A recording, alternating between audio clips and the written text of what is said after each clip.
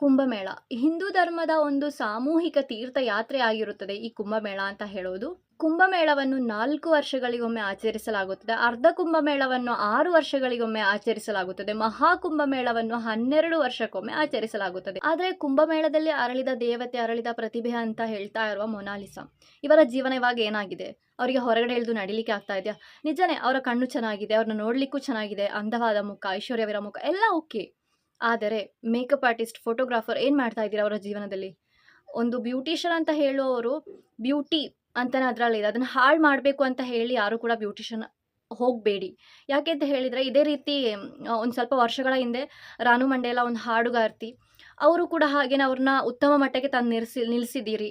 ಆದರೆ ಕೊನೆಗೆ ಅವ್ರನ್ನ ಏನು ಮಾಡಿದ್ರು? ಇವಾಗ ಅವ್ರು ಎಲ್ಲಿದ್ದಾರೆ? ಸೋಷಿಯಲ್ ಮೀಡಿಯಾದಲ್ಲಿ ಇಲ್ಲದ ಬಲ್ಲದ ಹೆಸರನ್ನೆಲ್ಲ ಅವರಿಗೆ ತಂದು ಹಾಕಿ, ಕೆಟ್ಟ ಕೆಟ್ಟ ಪದಗಳನ್ನ ಬಳಸಿ ಬೈಯುವಾಗೆ ಕಮೆಂಟ್ಸ್ ಹಾಕುವ ಜನ. ಇದೇ ರೀತಿ ಇವಾಗ ಮೊನಾಲಿಸಾಗೂ ಕೂಡ ಮಾಡ್ತಾ ಇದ್ದೀರಿ. ಅವರ ಒಂದೊಂದು ವಿಡಿಯೋದು ಕಮೆಂಟ್ಸ್ ಇವಾಗ ನೋಡಲಿಕ್ಕೆ ಆಗ್ತಾ ಇಲ್ಲ. ಸ್ವಲ್ಪ ಆದರೂ ಯೋಚನೆ ಮಾಡಿ. ನಿಮಗೆ ವೈರಲ್ ಆಗಬೇಕು ಅಥವಾ ನಿಮ್ಮ ಪೇಜ್ ಪ್ರಮೋಟ್ ಮಾಡಬೇಕು ಅಂತ ಹೇಳಿ ಇಂಥ ಸಾಧು ಮನುಷ್ಯರನ್ನ ತಂದು ಎಳೆದು ಹಾಕಬೇಡಿ ಜನರ ಮುಂದೆ. ಅವರಿಗೊಂದು ಬದುಕು ಕೊಡಿ. ಅವರಿಗೇನಾದರೂ ಬದುಕಲಿಕ್ಕಿರೋ ಮಾರ್ಗ ನೀವು ಮಾಡಿಕೊಡಿ. ಅದರಲ್ಲಿ ಅಭಿಮಾನಿಸ್ಬೋದು ಎಲ್ಲರಿಗೂ ಕೂಡ. ಆದರೆ ನೀವು ಮಾಡ್ತಿರೋದು ಅವರ ಜೀವನವನ್ನೇ ಹಾಳು ಮಾಡೋ ರೀತಿ ಮಾಡ್ತಾ ಇದ್ದೀರಾ. ಸೊ ಇನ್ನು ಮುಂದೆ ಆದರೂ ಕೂಡ ಸ್ವಲ್ಪ ಗಮನವಿಟ್ಟು ಇಂಥವ್ರನ್ನ ಬೀದಿಯಿಂದ ಎಳೆದು ತಂದು ಪುನಃ ಬೀದಿಗೆನೇ ತಳ್ಳಿ ಹಾಕೋ ರೀತಿ ಮಾಡಬೇಡಿ.